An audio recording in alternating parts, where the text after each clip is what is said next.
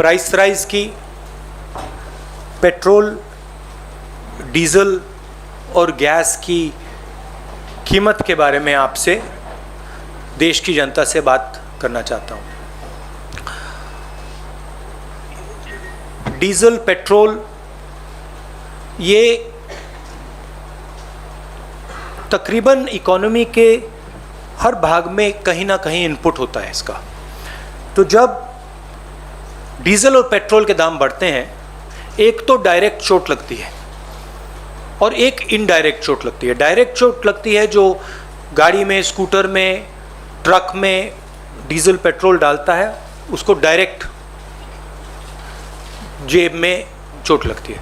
और इनडायरेक्ट जो लगती है, जब डीजल का, पेट्रोल का दाम बढ़ता है तो ट्रांसपोर्ट कॉस्ट बढ़ती हैं। ट्रांसपोर्ट कॉस्ट बढ़ती हैं तो सब चीज़ के दाम बढ़ते हैं।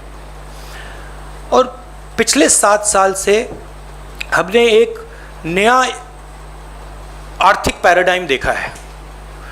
एक तरफ डीमोनेटाइजेशन, दूसरी तरफ मोनेटाइजेशन। ये एक तरफ डीमोनेटाइजेशन, दूसरी तरफ मोनेटाइजेशन। और फाइनेंस मिनिस्टर ने कहा, मोदी जी ने पहले कहा था मैं डीमोनेटाइजेशन कर रहा हूं, और फाइनेंस मिनिस्टर कहती रहती है मैं मोनेटाइजेशन कर रहा हूं। तो जनता ये पूछ रही है कि मोनेटाइजेशन किसका, डीमोनेटाइजेशन किसका? क्योंकि मोनेटाइजेशन हो रहा है तो किसी का तो हो रहा होगा, और डीमोनेटाइजेशन हो रहा है तो किसी का हो रहा होगा। तो मैंने ये आपके लिए, मोदी जी के लिए बहुत अच्छी तरह लिखा है। देखिए, डीमोनेटाइजेशन किसका हो रहा है? किसानों का हो रहा है, मजदूरों का हो रहा है, जो छोटे दुकानदार हैं, मिडिल साइज बिजनेस वाले हैं, स्मॉल बिजनेस वाले हैं, उनका हो रहा है, एमएसएमईज का हो रहा है, सैलरीड क्लास, सरकार के जो एम्प्लॉयज हैं उनका हो रहा है, और जो ईमानदार इंडस्ट्रियलिस्ट हैं उनका हो रहा है। अब मोनेटाइजेशन किसका हो रहा है? 4-5 नरेंद्र मोदी जी के जो मित्र हैं, उनको आप 4-5 कह दीजिए, उनको आप हम दो हमारे दो कह दीजिए, जो आप कहना चाहते हैं कह दीजिए। तो ये इकोनॉमिक ट्रांसफर हो रहा है। और बड़ी इंटरेस्टिंग बात निकली है, मैं सोच रहा था, मोदी जी कहते रहते हैं कि जीडीपी बढ़ रही है, फाइनेंस मिनिस्टर कहती है कि देखिए जीडीपी का प्रोजेक्शन ऊपर की ओर है। मैं समझ नहीं रहा हूं भाई, जीडीपी एक तरफ दौड़ रही है और फाइनेंस मिनिस्टर, प्रधानमंत्री कहते हैं जीडीपी बढ़ रही है। फिर बात मुझे समझ आई, जीडीपी का मतलब क्या? गैस, डीजल, पेट्रोल, इनका ये कंफ्यूजन है। और मैं अब आपको गैस, डीजल, पेट्रोल के दाम और जीडीपी किस प्रकार से बढ़ रही है वो तो आज थोड़ा डायरेक्ट बताना चाहता हूं। 2014 में नरेंद्र मोदी जी ने कहा था कि डीजल, पेट्रोल के दाम बढ़ते जा रहे हैं, याद है आपको? 2014 में 410 रुपीज सिलेंडर की प्राइस थी जब हमने, यूपीए ने ऑफिस छोड़ा। आज 885 रुपीज सिलेंडर की प्राइस है, 116% इंक्रीज। पेट्रोल की प्राइस 71.5 रुपीज 2014 में, आज 101 रुपया, 42% price increase. 57 rupees diesel, 88 rupees आज, 55%, 55% इंक्रीज। अब मजेदार बात यह है कि कोई ये आर्ग्यूमेंट कर सकता है कि देखिए ये तो इंटरनेशनल रेट बढ़ा है, इंटरनेशनल मार्केट पे डीजल, पेट्रोल का दाम बढ़ा होगा, इसलिए हिंदुस्तान की जनता को चोट लग रही है, इसलिए ये पूरा मोनेटाइजेशन, डिमोनेटाइजेशन का तमाशा चल रहा है। मगर अजीब सी बात यह है कि जब यूपीए की सरकार थी 2014 में, तो 105 रुपीज कच्चे तेल का दाम था, आज 71 रुपीज है, 32% ज्यादा था हमारे टाइम। गैस इंटरनेशनल प्राइस देख लीजिए, हमारे टाइम 880, आज 653, 26% कम। तो इंटरनेशनल मार्केट पे gas price, diesel price, petrol price, oil price गिर रहे हैं और हिंदुस्तान में बढ़ते जा रहे हैं। दूसरी तरफ हमारे जो एसेट्स हैं उनको बेचा जा रहा है। 23 लाख करोड़ रुपए, 23 लाख करोड़ रुपए सरकार ने जीडीपी से कमाया है।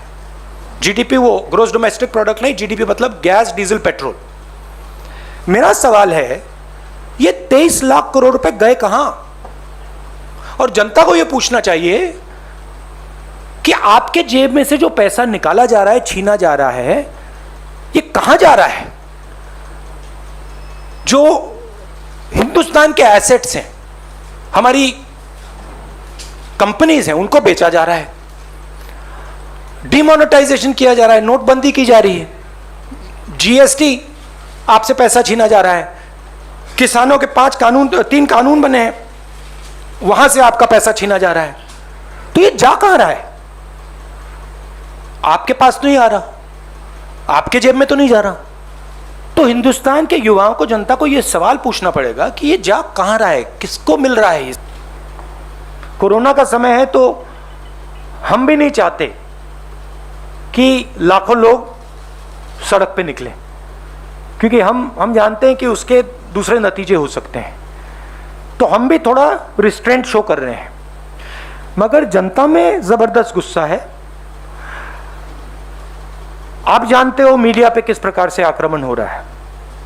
जो आप लोग बोलना चाहते हो, लिखना चाहते हो, आपको वो करने नहीं देते हैं।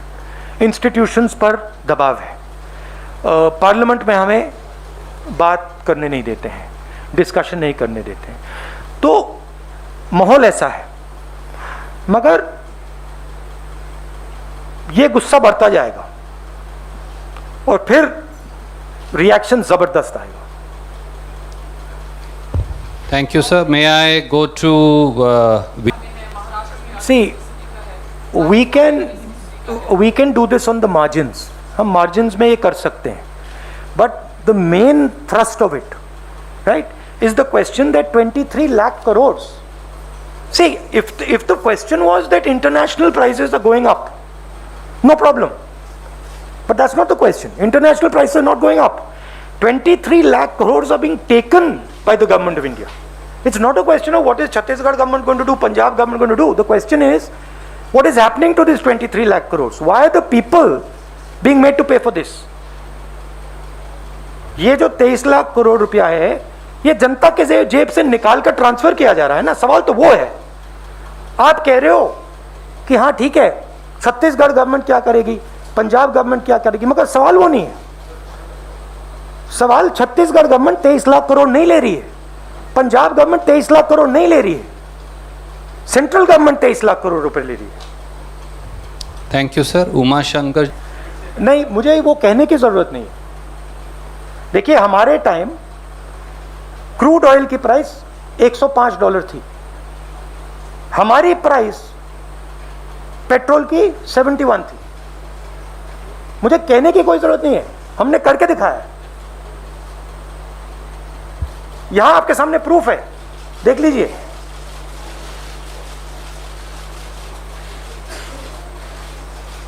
अच्छी तरह देख लीजिए। तो ये कहने की बात नहीं है, ये रिकॉर्ड है। जब ये 410 रुपए का था, नरेंद्र मोदी आगे पीछे जाते थे, कहते थे मैं इसको कम करूंगा, ये 885 हो गया है। जब ये 71 था, कहते थे मैं कम करूंगा, 101 हो गया। अरे हमारे टाइम तो 71 था। ये तो हमने करके दिखाया है। ठीक है, अगर इसकी प्राइस, अगर ऑयल की प्राइस आज 140 होती तो फिर वो दूसरा सवाल होता, वापस दर पे ले आए। अरे सवाल ये है कि इंटरनेशनल रेट कम हो रहा है और आप प्राइस बढ़ाते जा रहे हो। हमने $105 पे प्राइस को $71 रुपीज पे मेंटेन किया था। आप $71 पे आपने प्राइस 8 आपने 101 कर दिया है। आपको लगता है कि रिकवरी की तरफ है, क्योंकि कई हेडलाइंस बनी कि जीडीपी जो है ट्रैक पे आ रही है और हाउसहोल्ड बहुत बुरी तरह से इम्पैक्ट में। सी देखिए, जो सिचुएशन 1991 में आई थी वो सिचुएशन आज आ रही है। ये बात समझिए, आज जो प्रॉब्लम है वो साइक्लिकल प्रॉब्लम नहीं है, वो स्ट्रक्चरल प्रॉब्लम है। मैं फिर से दोहरा देता हूं, ये साइक्लिकल प्रॉब्लम नहीं है, ये स्ट्रक्चरल प्रॉब्लम है। इसका मतलब क्या? बिना डायरेक्शन को चेंज किए, बिना विजन को चेंज किए इसमें से बाहर नहीं निकला जा सकता है। ये जो मैंने बोला था, ये प्रॉब्लम है। प्रॉब्लम ये है, देख लीजिए, प्रॉब्लम यह है कि जिस इकोनॉमिक स्ट्रेटेजी को हमने 1991 से 2012 तक चलाया वो अब नहीं चल रही है। उस बात को हम एक्सेप्ट करते हैं कि 2012 में हमारी स्ट्रेटेजी तो जो 1990 से 2012 तक चली वो 2012 में उसने चलना बंद कर दिया था। हमारा कहना था एक नए दृष्टिकोण की जरूरत है, एक नए अप्रोच की जरूरत है, और बिना नए अप्रोच के बात सही नहीं होगी। नरेंद्र मोदी जी ने वायदा किया था मैं नया अप्रोच लाऊंगा, न्यू इंडिया, ये जो सब बोलते रहते हैं, बट वो नया अप्रोच नहीं है, वो खोखला है। उन्होंने मेक इन इंडिया की बात की, कुछ बनना है इंडिया में। उन्होंने डीमोनेटाइजेशन की बात की, कोई फायदा हुआ? अब मोनेटाइजेशन की बात करने हैं। तो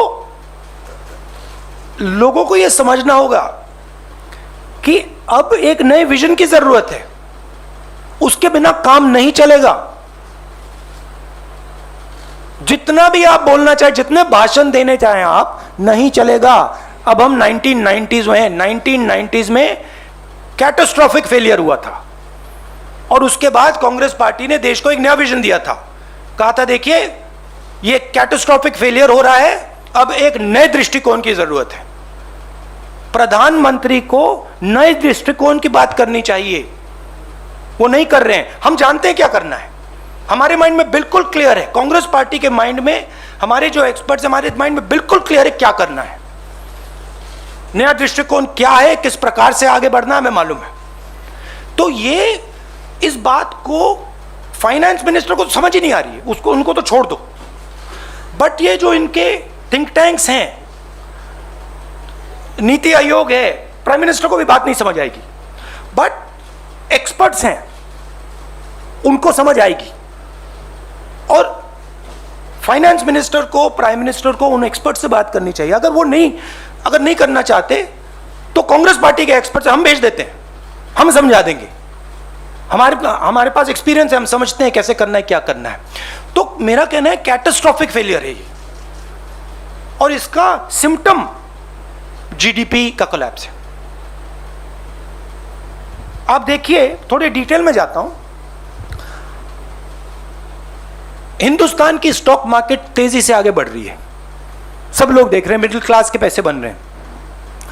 आप देखिए कितनी कंपनीज ग्रो कर रही हैं। ये जो पूरा का पूरा स्टॉक मार्केट का तमाशा है, ये 50 कंपनियों का है। जो बाकी 300, 400, 500 कंपनीज हैं स्टॉक मार्केट में, उनको देखिए उनका क्या हो रहा है, वो खत्म हो रही हैं, एक के बाद एक खत्म हो रही हैं। मगर फ्यूचर वो हैं। अगर आपको हिंदुस्तान की इकोनॉमिक बेस बढ़ानी है तो फ्यूचर वो हैं जो second line, third line, fourth line में है, वो सब खत्म हो रही है। और ये जो काम हो रहा है, ये मेन 5, 6, 7 लोगों को स्ट्रेंथन करने का काम हो रहा है। ये जो लोग हैं इनकी जगह है, इनकी जगह है, बट ये हिंदुस्तान को रोजगार नहीं दे सकते। रोजगार कौन देता है? स्मॉल मीडियम बिजनेस वाले देते हैं, सेकंड लाइन वाले लोग देते हैं, थर्ड लाइन वाले लोग देते हैं, फोर्थ लाइन वाले लोग देते हैं। मोदी जी के माइंड में उनकी जगह ही नहीं है। तो मेरा कहना है कि जो आपको दिख रहा है ये स्ट्रक्चरल फेलियर का सिम्टम है। ये स्ट्रक्चरल फेलियर के कारण ये चीजें हो रही हैं। और नरेंद्र मोदी जी अगर एक्चुअल देश के सही प्रधानमंत्री होते तो देश को कहते, देखिए मैं समझ रहा हूं कि स्ट्रक्चरल फेलियर है और मैं अब देश को एक नया दृष्टिकोण देने जा रहा हूं।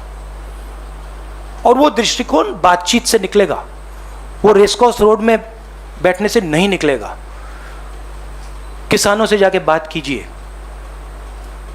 मजदूरों से जाके बात कीजिए, बाकी इंडस्ट्रियलिस्ट से जाके बात कीजिए, स्मॉल मीडियम बिजनेस वालों से बात कीजिए, फिर आपको देश का एक विजन निकलेगा, उसमें से, उस बातचीत में से देश का विजन निकलेगा।